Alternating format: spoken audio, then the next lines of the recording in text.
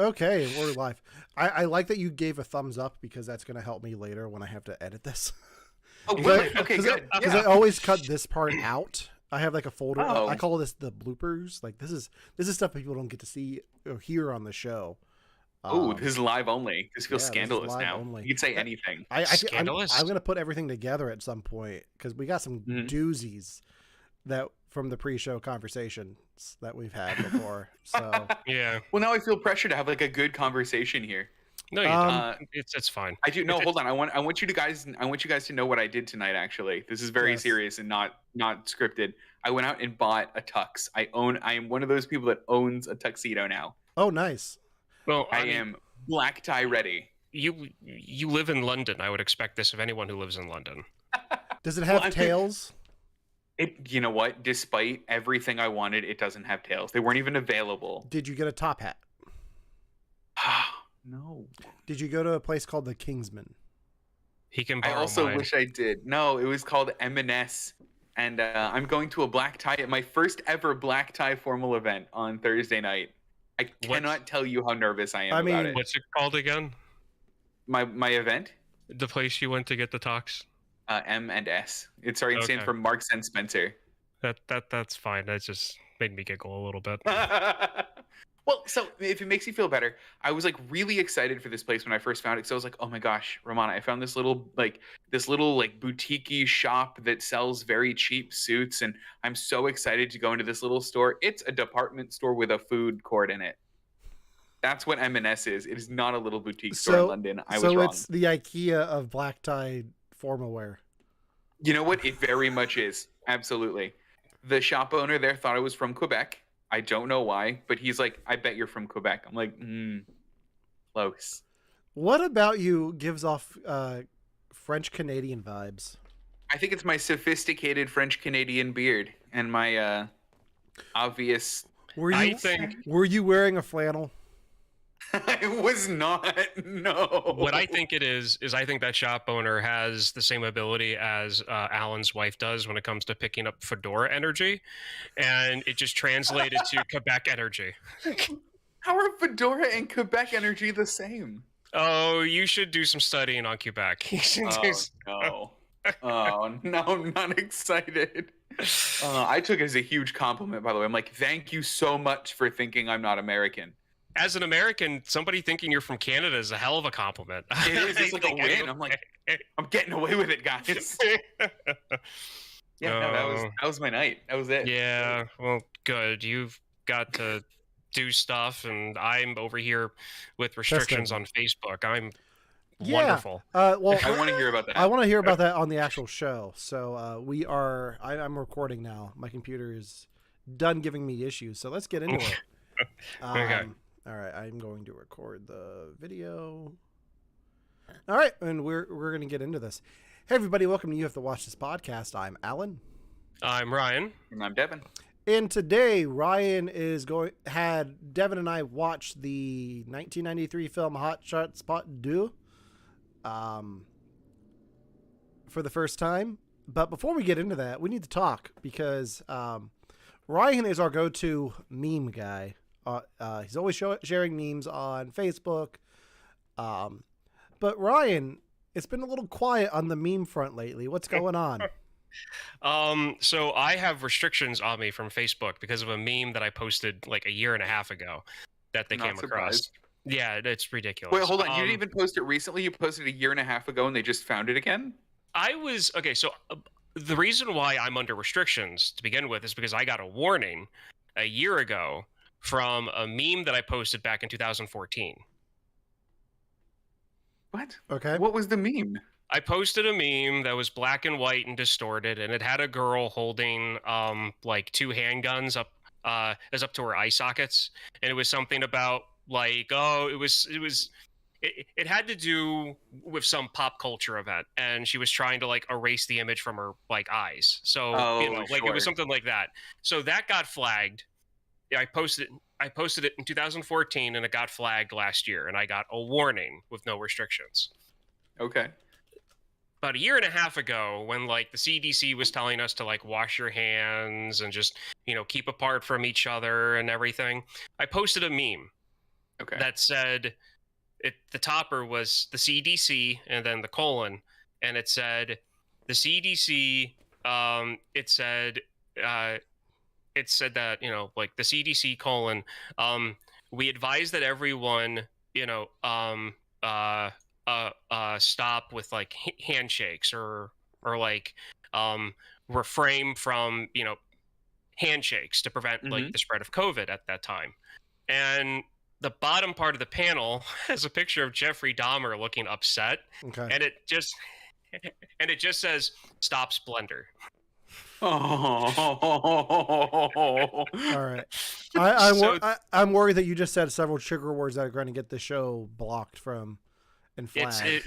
It'll be fine. It'll be fine. Wow, that's really funny though. So I got that, and so for 56 days. Why 56? It's such an odd number. Everything I post gets buried to the bottom of people's feeds. So like you've got to scroll a decent amount to get to anything that I post now. Okay. And I can't get involved in anything live. I can't even watch live stuff or advertise. Good thing is you don't have to watch the show. You're part of it. So exactly. Real quick in the chat, we have a trivia question. Over on YouTube. So go ahead and drop that in the chat. We can't respond to chat in YouTube through the program we use. But I want to hear the trivia question. Yeah, Stefan, go ahead and share us that question, and once it shows up in the chat here, we'll try to answer it for you. It's exciting. But thank you. While we wait for that and for Zuckerberg to kick us off of Facebook, thanks, Ryan.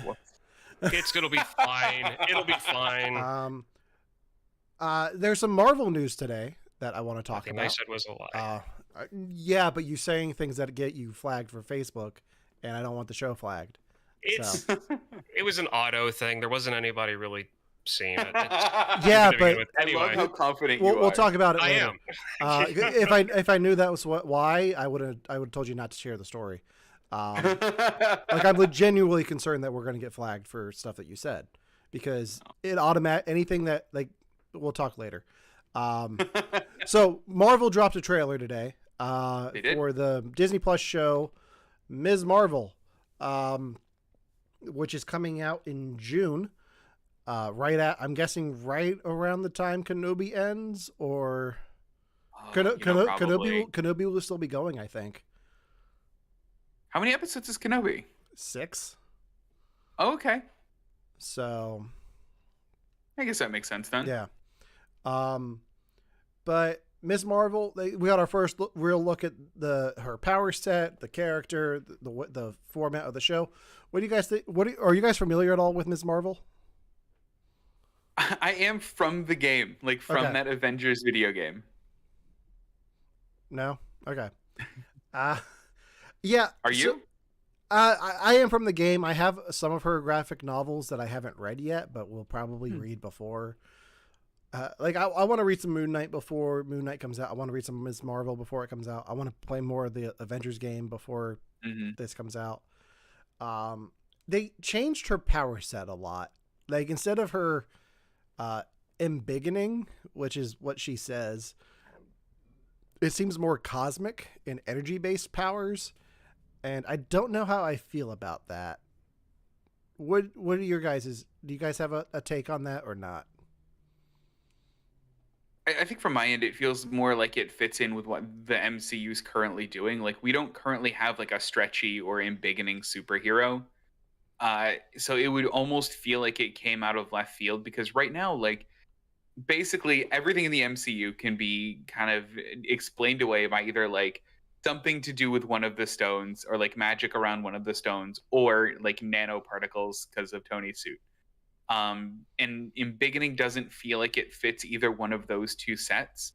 I feel like if they start introducing mutants, then they'll start to be able to introduce like those kinds of powers as well. But where they're at right now, I feel like they have to do it this way, so it doesn't feel like really, really out of place. Ryan, do you have any thoughts? To be honest, I really don't. Okay. Yeah. The big thing with her origin story is she's an Inhuman, and Marvel tried doing the Inhumans on ABC a few years ago, and it did not go well. Right. And I guess they're just kind of ignoring the fact that Inhumans have been a thing on S.H.I.E.L.D. So I think they're trying to get around that and have her power set be closer to Captain Marvel's, which I'm interested to see how it goes. But yeah. I like the style of it. Like, it seems like they're going to be doing it in a very specific, very like fun style, which is kind of how you draw me into these things. Yeah. Yeah. The reason why I have no opinion on it is because it reminded me a lot of the like Walt Disney live action shows that were very popular in like the late 90s, early millennium, and I could not have cared for those at all when I was a teenager. So as soon as I saw it, I was like, nah, I passed on all that stuff. Like did like Kristen will ask about certain stuff from like that era of, it's like TV, like Disney made TV movies and stuff, and I have no idea who or what she's talking about. So I guess I forgot. Like, well, last week's been a blur for me. We don't have an image pulled up for this because in my mind I thought we talked about it already. The Obi-Wan Kenobi trailer dropped last week. It did. I can't believe we didn't talk about this. Yeah, we haven't talked about it.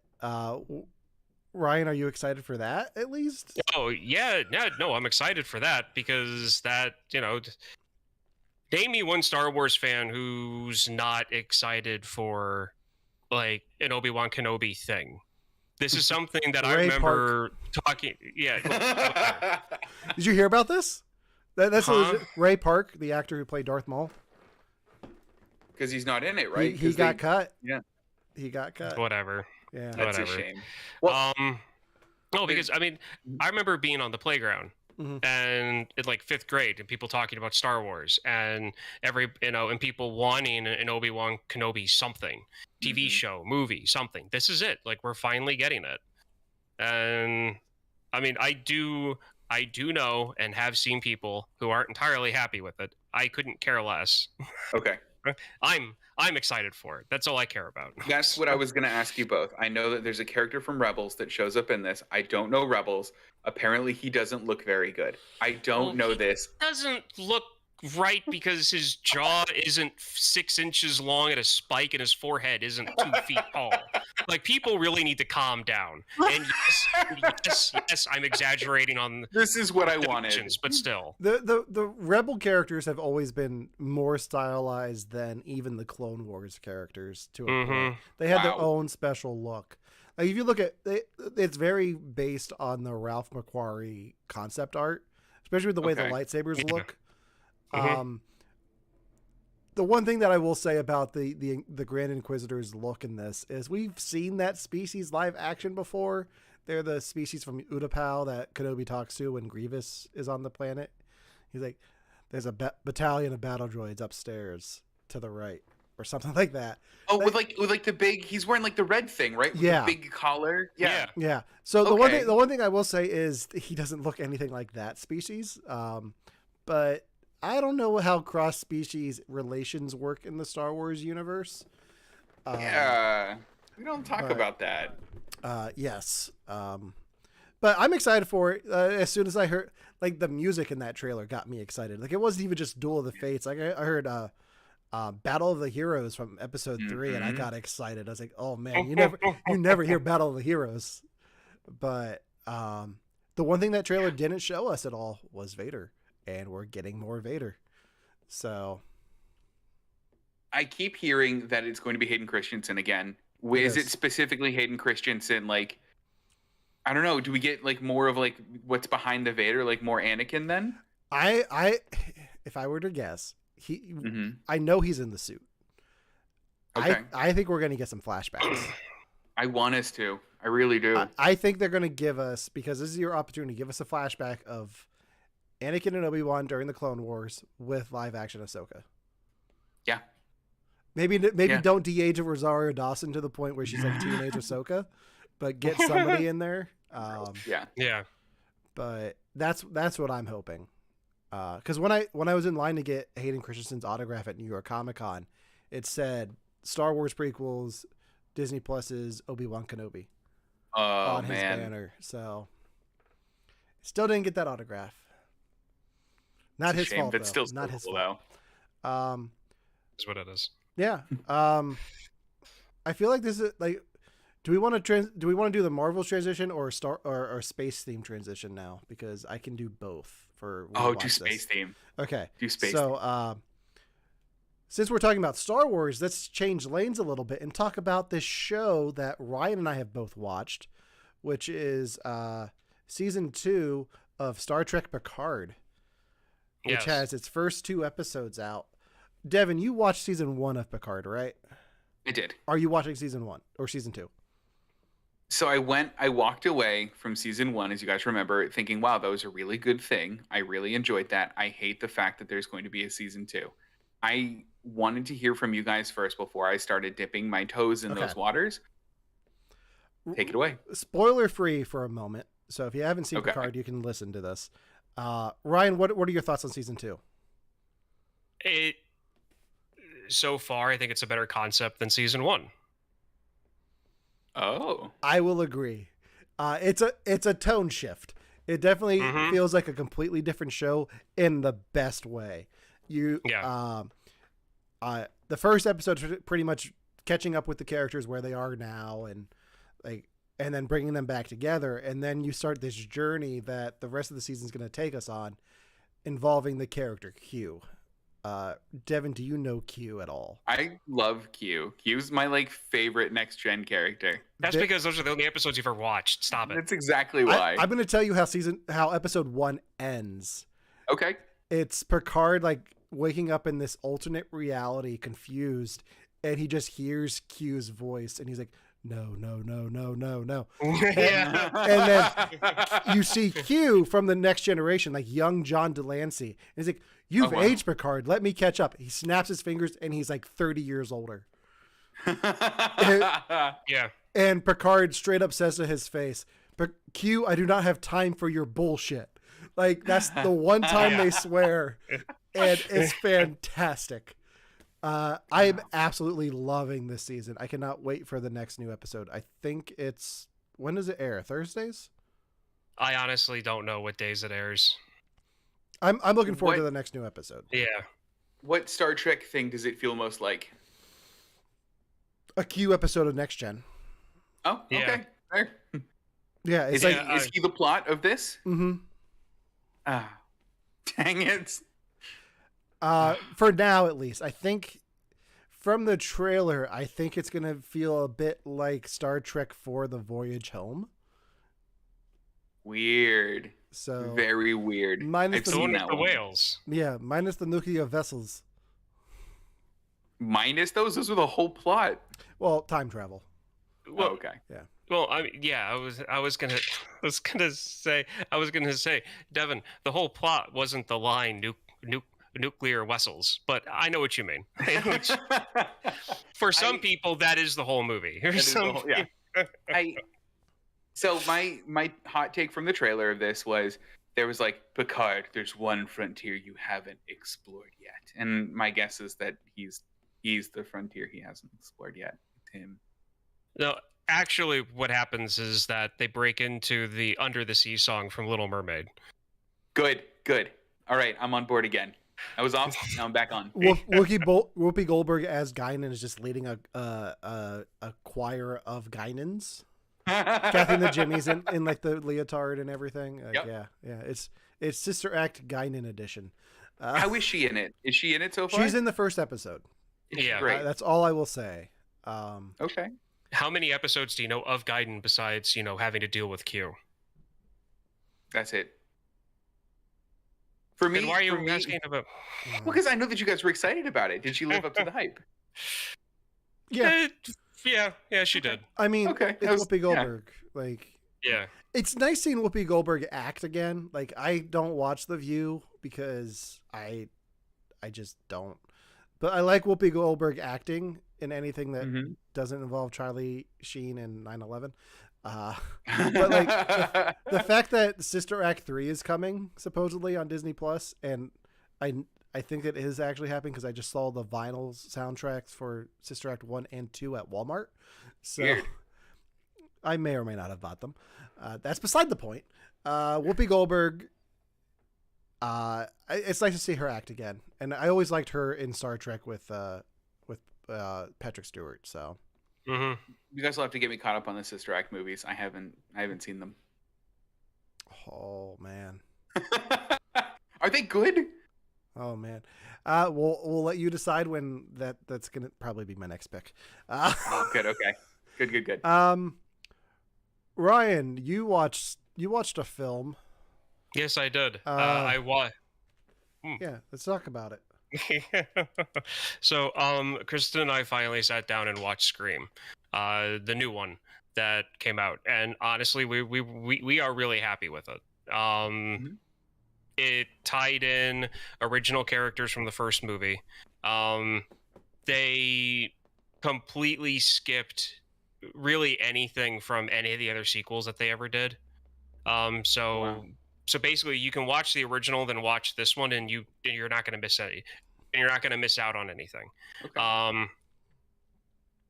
And I feel like the kids that they brought in were great actors. That they actually brought in teenagers to play teenagers. Because I remember making the statement to Kristen, I was like, I don't know if it's an age thing, but like the actress playing this girl seems a lot younger than what the girl from the original Scream was. And then we had that conversation of like, yeah, they poked at the fact that like they always hire people in their mid-20s to play teenagers in movies. And good. Scream, the original one, pointed that out on its own.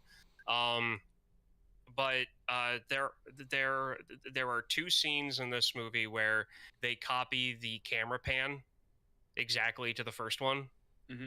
That it's when you see it, you just know. But yeah, we were not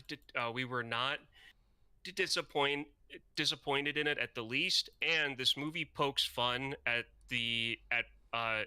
people that annoy me the most. So I'm happy about that. Am I allowed to know who the people that annoy you the most are? I'm curious. I can give you a line. Please. One of the characters goes, How can a fandom be toxic? There you go. And the movie is like more meta than any movie should ever be allowed to be, which works. I mean, that's been that kind of a staple of the Scream franchise. So no, it is, but this is like to the extreme. Yeah, I Devin, how many of the Scream movies have you seen? 0. Okay. I get it. Like I don't know if I get it, but I think they're like a send up of the genre a bit, but not like to scary movie level. Like they're no, just stop. We're having you watch it at some point soon. I've at least seen the first one, so I've got that on you. I'm curious to like if you think so, Ryan. You think if I've only seen the first one, I can go into this one and without understand? a problem? Okay, yeah, awesome. Yeah. How many just like Afterlife? How many more times do you think they can do this to the Scream franchise? Like just reboot it and not acknowledge any of the sequels again? Because they just did this like 10 years ago when Wes Craven was still alive. Well, okay, so I'm going to explain these. This is not spoilers. Okay, this is just normal atmosphere of what this world is set in. The events of Scream and the other Scream movies are translated in the Scream universe as movies called Stab. Yes. And the Stab movies are the events of what happens in that town. So one of the survivors from the original movie writes about all of, these murders, and they get turned into movies. And so they do a few scenes of like people watching the movie, and it's pretty much the same lines, the same scenes from Scream 1, just with different actors. Okay. Is it weird that Human Centipede no longer impresses me because of what you just said? I hope to God it wouldn't have impressed you to begin with. What? Have I ever told you guys my Human Centipede story? No. I think what so. What is your Human Centipede story? So back when that movie came out, it was on Netflix, and I was home from college, and my sister had a friend over. My sister's like eighth, ninth grade at this point. She's like, we want to watch a scary movie. I was like, here, check this one out. And so I told them to put on Human Centipede, and they made it like 20 minutes in. And like, what the hell did you have us watch? Oh no. Awful. Yeah. Oh, goodness. Hashtag no regrets. Yeah. So, moving on to All right. So Scream is streaming on Paramount Plus, right? Yeah, and it was put on by Paramount. So as far as as far as I know, the movie's going to be on there forever. Yeah, I mean, I don't know. It's weird with like the shortened theatrical windows now, because this came out in January around my birthday, and now it's already out to stream. So, and like the Batman is going to be on HBO Max in a month. So holy cow! Yeah. That's so fast. We're in a new time, but like Spider-Man No Way Home came out in December. You can just now buy it on digital today. So like Sony's still holding out. Like we're sticking to the old ways because we don't have our own streaming service yet. Because nobody has Stars Plus or whatever theirs is. So switching over from Paramount Plus, I watched a show on Amazon that I think I can sell both of you on if you haven't watched it already. And it's The Marvelous Mrs. Maisel. Love it. You sold. I know this show. I love this show. Done. Have you seen it? Yeah, I've seen everything but the second to last season and the most current season. Okay. The current season is some of the best acting I've ever seen Alex Borstein do. Good. She has Tony Shalhoub. Tony Shalhoub is great as well. He has an episode where he gets to shine. He has several moments where he gets. It's Tony Shalhoub kind of tries to steal the show whenever he can, but Alex Borstein has a whole episode where one of the actors in the show died in real life, so they had to address his death on screen. So it's her character dealing with his death, and like the way she does it is phenomenal. It's hysterical. It's heartbreaking. It's really good. Ryan, are you figuring out what this show is? No, I know this. I saw the first season a while ago. Okay. My pitch to you was it's from the writer and directors of Gilmore Girls, the Amy Sherman Palladino. Yeah. No, I could tell that. I mean, there's a bit of a style that's similar in it. Yeah. But yeah, I mean, I didn't know that, but it makes sense. And there's some Gilmore Girls cameos in this season as well. Emily there? Yeah, Emily Gilmore shows up in a as a character, and then Milo Ventimiglia shows up. And I'm not going to spoil who they play, but one of them we'll probably see again. The other one I don't think so. But they're both fun cameos. But yeah, I highly recommend the show if you enjoy Gilmore Girls. It's very fast paced, witty dialogue. They explore a lot more with Lenny Bruce this season, which I enjoyed. So, oh, cool. Because you can kind of like if you know anything about Lenny Bruce, which I know a little bit from like reading about him after the show, is it doesn't end well. Oh no! So, I don't know that much about him. But yeah, I recommend you guys get caught up on the show. It's fantastic and Mazel tov. So yeah, let's get into today's main topic, which is Ryan's pick. Ryan, tell us what you made us watch and why, because I know you have your reasons. I have my reasons. So the movie, as the description says that we've been talking about, is Hot Shots Part Deux, or whatever. It's French. The spelling's French for the last word. So it's Devin, you're French Canadian. How do you say it? De. Works. It's French. You just swallow like most of the letters. It's just de. It works for me. Okay. So this movie was made in 1993, directed by Jim Abrahams. Yes. Abrahams. Good. I actually pronounced that one correctly. It is the core of the movie is a spoof off of Rambo 3, which I didn't have the guys watch because frankly you don't really need to now that you've seen this. But the reason why I had the guys watch this is because one, I hated MacGruber. Yeah. I had to think about his name there for a second. And I feel like this movie does what that movie was trying to do partly. And this is also one of my favorite comedies ever, and next to Blazing Saddles and stuff that Mel Brooks has done. And I also feel that this is one of the last great parody movies to have been made. I originally saw it probably when I was way too young to see it. So it's in 93. So yeah, I saw it like 93, 94. So I was like 7 or 8. And it's just it's been a staple comedy for me. So I know that neither of you guys have seen it, and I'm still thinking about who to throw the mic to first. So who wants to jump in on this before I pick? Devin, you go right ahead. I'm happy to. I'm happy to. So I didn't know this was a movie until you had mentioned that it was a movie. I had never even heard of it before. But watching it, there were some scenes that I think I've seen in like clip shows or something. Like there's definitely a couple of scenes, and I'm like, oh, that's what that's from. Got it.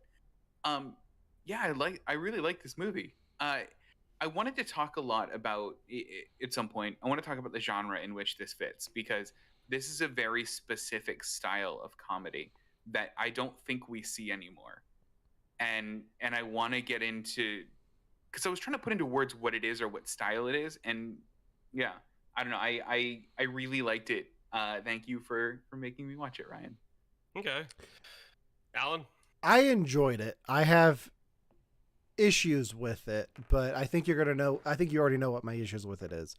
But I think this is top tier comedy, parody comedy at its finest. Jim Abrahams is a great comedy writer.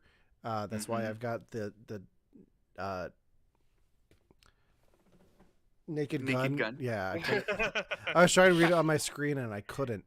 It was throwing me off. The Naked Gun films, because he wrote for the TV show, and he wrote the films. And those are some of my favorite. Like, those are some. I'll talk about them later, but I think the style of comedy in this is great. I can't get past the Charlie Sheen of it all. It just takes me out of it completely, and everyone else in this is fine. Like, I think the Charlie Sheen was kind of canceled out by my love for Ryan Stiles. Me too. Okay, good. I'm so glad you brought up Ryan Stiles. Oh, but as soon as I saw he was in the first one, like just scrolling through the casts, it's like, oh well, I wish he was in the second one. Then he showed up. It's like, oh yay! And I was just waiting for him to break out into a hoedown. But actually, no, I'm sorry. This week, an Irish drinking song. But no, I enjoyed it, but I still don't like Charlie Sheen. Okay. Yes, I'm happy you guys both liked it. I was hoping that you were. Because I wasn't doing this I was not picking this movie because I thought you guys would hate it. I was picking this movie because I wanted to kind of show you where my humor for film has always been. And because the Naked Gun movies, Mel Brooks stuff, this is where my humor for film lives. And so when I was saying before about MacGruber, how like you have one silly character just being ridiculous, that doesn't do it for me. What I need is every character in the film to be equally dumb or have a joke. And in this movie, every single shot has a joke in it, regardless of what kind of joke it is. And well, yeah. Devin, you were gonna say something? Was what I was gonna bring up. Okay, so directly comparing this to MacGruber had. It was a different style of comedy. So MacGruber was insane character, sane world, right? Yeah. I mean, arguably the bad guy was a little bit insane too, like in almost the same way. This one was just insane world, and it played upon that in order to help sell its tropes that it had done. And I think that's just a different style. I mean, as far as improv's concerned, that's just an option you have in the start of a scene. Like you can start one with, a straight person or a straight man and the crazy man. And then you can start one with like a crazy person. And then, just being like, well, the world thinks we're wrong. And you can do something like that. And it's just a different style of it. But what I wanted to comment on was how what specifically this style of comedy is. Because you're right. Every single shot had a joke going on. Even if it was an exposition dump, there was the one where like they went to go visit him to try to recruit him, and in the background people are like changing what they're watching happening by this well. Like at 1 second it's like a guy dancing, and then it's like it's absurd. Did you know what they were doing in that? Did you catch why they were doing what they were doing? No. They were showing off for the actress that was sitting on the well. Oh, got it. They were peacocking. So, I mean, and you guys, I mean, Alan's absolutely right to have Naked Gun in the back there. I've never seen Naked Gun, but I know some of Leslie Nielsen's work, and this feels similar to that. And I was trying to think of other kinds of comedies that this feels similar to, where like every single frame is packed with a joke, and it doesn't matter that this one didn't hit, because half a second later there's going to be a new one. You've never seen Airplane, have you? I don't think I've seen anything Leslie Nielsen's been in. I think that entire man's acting career. No, it's not just a Leslie Nielsen thing, because he's a side character in that. How many comedies from like the early 90s, 80s have you seen? I thought a lot, but I guess not. So you've never seen Airplane? No, I've never seen Airplane. One, shame on you for that. And two, Ryan, why'd you make him watch this before Airplane? Because this is the last great parody movie ever made. I'm sorry, but ever since this movie came out, every parody comedy film I've seen, I've not enjoyed. What are your thoughts on the Naked Gun films? I enjoy the Naked Gun films. I definitely enjoy just the craziness of it. Particularly in context with Leslie Nielsen himself, the fact that he played a straight cop on a very popular, very long-running TV show, where he played the straight cop, cleaning up the streets and kind of like a Law and Order, for like a beat cop, and then he goes around and does these movies, and those films were more about like ridiculous. The random humor, ridiculous humor, and slapstick humor is where the Hot Shots movies and the Naked Gun movies collide. Because I feel like there's more dad jokes in the Hot Shot films than in the Naked Gun movies, if I'm correct. Because, like, here, for every joke where you've got the characters saying something straight in Hot Shots, like when Topper Harley tells Ramada that he wants her to meet her that he wants to meet her parents, and she responds completely straight, says, "Topper, my parents are dead, my dog ate them."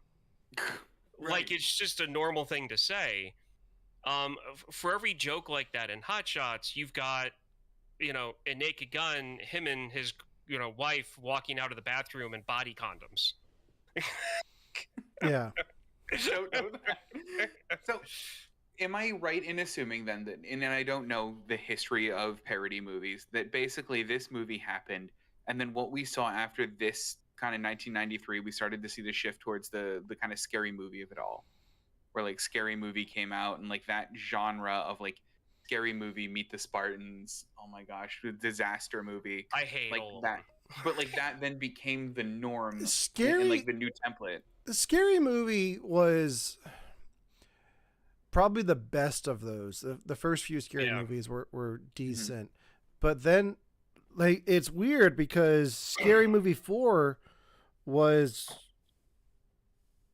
written by Jim Abrahams, who did this. I saw that. And you can tell that one has at least a stronger script. It's just the money was gone by that point, because that's the one where they brought in that's the one with Dr. Phil and Shaquille O'Neal redoing Saul. What? Yeah, it's the one with the parody of The Ring and all of that. But like, yeah, like they're just lackluster. There's just too many. Like they're trying to reach for this kind of comedy and just falling flat. Yeah. Well, and that's what's been bugging me, is why do they fall flat for me? Because like I watched like trailers for like Epic Movie, for some of the later like scary movies, because I'm like, okay, this is where the genre went. Maybe I was too harsh on them and I didn't find the trailers funny, and I'm having a hard time figuring out what the difference is because you're not being too harsh on them. They're just stupid. I think what it is. So Ryan, you said this is a parody of Rambo 3. This is a parody of Rambo 3 with a bunch of other stuff mixed in, which I'll explain some of the bigger parody scenes. But I think what happened with those films, like if you look at Scary Movie 4, it's parodying Saw, The Ring, not Mars Attacks, War of the Worlds. Like it's parodying all these different things so it's like so many things have to get. You look at like epic movie, you've got Chronicles of Narnia, you got X-Men, you've got Harry Potter. Disaster movie, you're doing Independence. Yeah, and maybe that's it. And the thing is, that's pretty much what happened. In prepping for this, I came across an article from the Globe and the Mail, which I think is a Canadian news outlet in some format. And it was written by David Barry, because I want to make sure I got, it covered about, who I read it, where I found the article, who wrote it. It was written back in 2018. And the title of it is called 25 Years On, Hot Shots Part Deux shows Hollywood is past the point of parody. And there's a paragraph here that I screenshotted, based specifically on Rambo 3, while generally poking at 80s excess action flicks and Vietnam War movies throughout. Hot Shots is the story of Topper Harley, an ex-military man sent into the jungles of Iraq to rescue a group of American hostages dealing with stone-faced ex-lovers and a lisping Saddam Hussein along the way. That Jungles of Iraq thing is some indication of what you're in for. The movie is built on the classic ZAZ format, which the A stands for Abrahams, and the other two are for, I think, brothers that are also directors. Okay. Format, Zuckers, which is essentially just to make every single shot of a film, essentially just to make every single shot of the film as a joke somewhere, on the assumption that some of them have to be funny to someone. I mean, yeah, so here's okay. Yes, I got a perfect but also example no. of all that. I got a perfect. I think before we get the examples, what does it mean that Hollywood is beyond parody? The point of parodying. What does that mean? These parody movies, that the one that Alan has over his shoulder, the one that I had you watch, Airplane. Because Airplane is a parody of a movie called Airport, if I'm correct. I did not know that. And so that, so Airplane is a beat for beat parody of that movie. This is a beat for beat parody of Rambo 3. Naked Gun is just an overall parody of just cop films from the 70s. And then nowadays you've got, and this was written in like 2018. So this author, this movie critic, has been watching Scary Movie 3, 4, epic movie, teenage movie, not another date movie, where from what he was explaining, these are just assembly line comedies. Like this is just, it's exactly what Alan said. They are checklist comedies just to get as many jokes as possible, to get as many people into the theater to watch for the lowest budget possible. And I really think that the way Hollywood has shifted the last few years, if you were to make one of those movies today, it wouldn't be in theaters. It would be straight to Netflix or one of the streaming services. Yeah. But so Ryan, you don't think there's been a good parody film since Hot Shots Part Deux? This is the last great one. Okay. Ryan or Devin, can you think of any? Because I have one that I thought of that came out since this.